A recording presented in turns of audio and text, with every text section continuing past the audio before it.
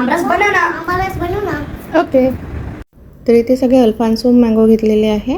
तिथे मी 5 आंबे घेतलेले आहे आणि हे सगळे विरणी नरम करून ठेवले होते. मी त्याचा व्हिडिओ नव्हता केला, पण त्यांनी सगळे नरम करून ठेवले होते. तर इथे मी हे पल्प पूर्ण काढून घेणार आहे. तर तुम्ही याला नरम न करता डायरेक्ट पण काढू शकता, पण तुम्ही एकदा अशा प्रकारे बनवून बघा, खूप छान टेस्टी वाटतो.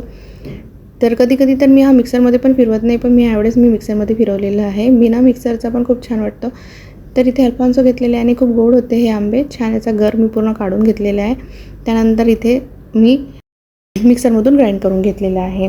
तर यामध्ये मी फक्त साखरेचा वापर केलेला आहे. तर तुम्ही पण एकदा नक्की या पद्धतीने बनवून बघा, खूप छान टेस्टी वाटतो. तर हापूस आंब्याची तर गोष्ट वेगळीच आहे. त्यानंतर मी अशा प्रकारे पूर्ण पल्प बारीक करून घेतला होता मिक्सरमधून.